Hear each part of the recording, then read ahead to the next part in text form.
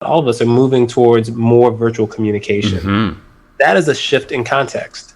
That's going to change the way people understand you, the way people experience you. You cannot engage in exactly the same behavior and assume that you're going to get exactly the same results if the context shifts. It's been more than a year since we went from spending time in meeting rooms and long commutes to meeting over Zooms and accidentally staying on mute. As GSB Associate Dean Brian Lowry just implied, we need to adjust our communication and presence to make sure we get the results we want.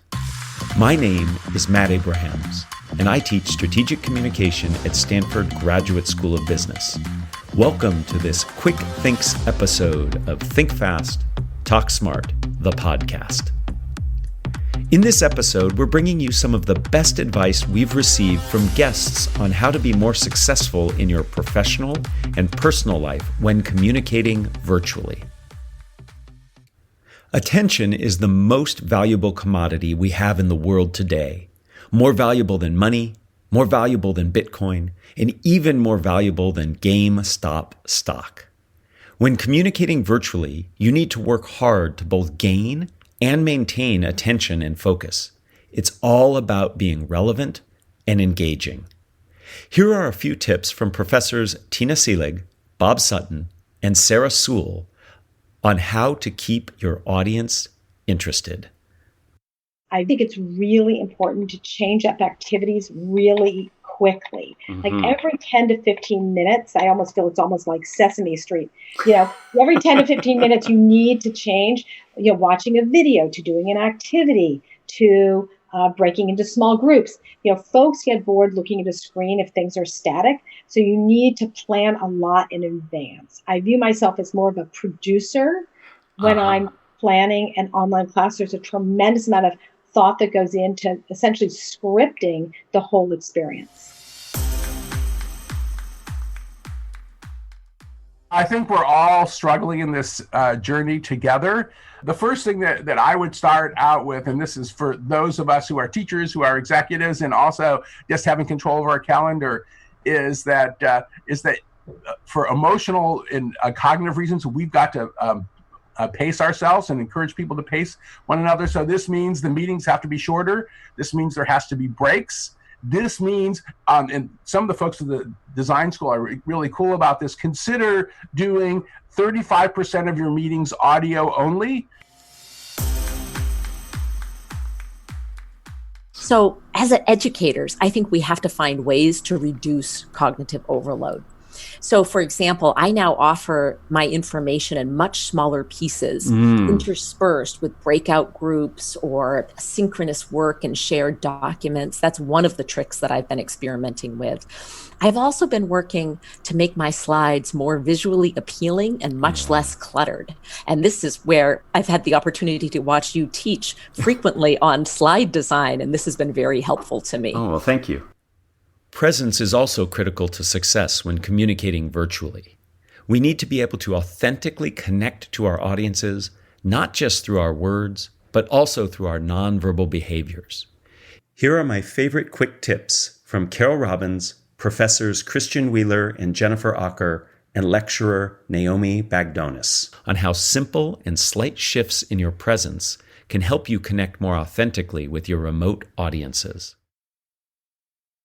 The fact is that I think we've become much more transactional as a result of the pandemic and much more task-oriented, especially in business, at the expense of relationships.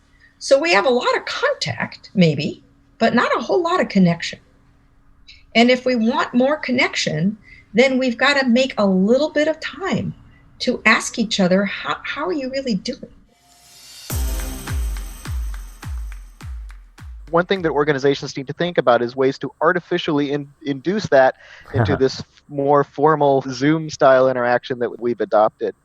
So in my exercises, what we do is we have people engage in exercises where they're interacting with one another, they're experiencing this positive affect, and they're engaging in some degree of self-disclosure, which is something that creates the foundations of trust.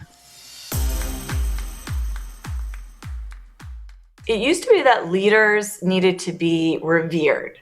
and now they need to be understood. Mm-hmm. And all the while, humor is particularly potent, Alexa, for trust. And when we laugh with someone, be it in person or even over screens through Zoom. The bottom line, Matt, is Yes. giving birth, having sex, and laughing with colleagues in Zoom meetings actually have a lot in common. We're building trust and no one's wearing pants. Oh, there you go. Technology has allowed us to connect like never before, as so many of us work from home. But as we all know, technology can really make or break how we're perceived and how we get our messages across. Use these straightforward tips that I share with my students when you use Zoom, Teams, Meet, or any other virtual tool. How you show up really matters. Make sure you fill up half the screen with your face and upper body. Make sure there's a little bit of room between your head and the top of your box. Check this out before you actually join the meeting. You have to be well lit too. As human beings, we read a lot on people's faces. And if we can't see your face, if you're covered in the shadows like you're in the witness protection program, it makes it hard for us to trust you. Be well lit and fill up the screen. You also need to make sure you raise your camera up so it's right at your eye level. So it looks like we're looking directly at you when you're speaking to us. And make sure you look at that camera so it looks like you're looking at us as we're watching you. Making eye contact is critical for building connection and trust.